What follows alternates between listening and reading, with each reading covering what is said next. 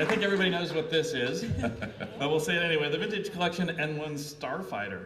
So Mando's great new ride, introduced in the Book of Boba Fett, but really getting some great screen time in Season 3 of The Mandalorian.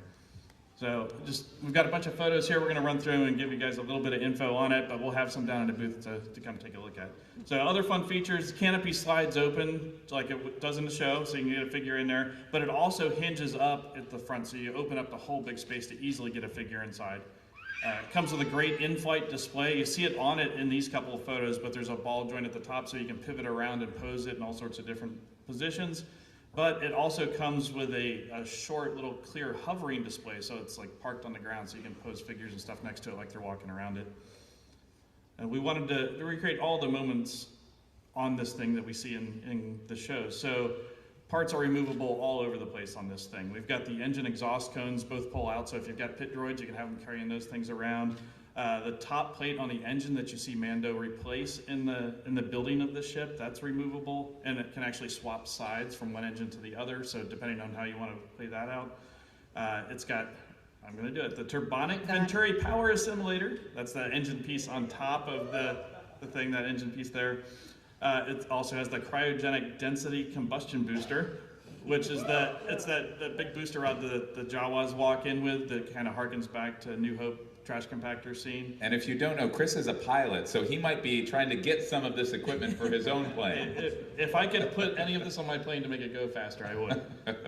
All right, so, but also on top of that, Grogu's cockpit, it can swap out. So you pull the whole cockpit module out where Grogu's sitting, and it can swap over to a droid socket, since we know R5's coming.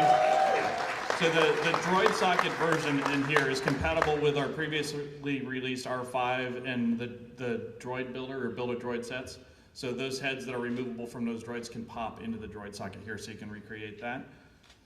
There's also some storage space. We wanted to, because Mando comes with so many little accessories, don't want those to get lost. There's storage space underneath Grogu, so when you open up that bigger cockpit section, there's a place, dedicated space for his jetpack, his vibro knife, his darksaber, a Beskar spear, and even space for his rifle if you have an extra one of those from a previous purchase.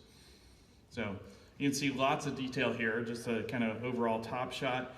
You can see through the panels on there, there are multiple layers of plastic here, so you're getting a lot of depth in that stuff.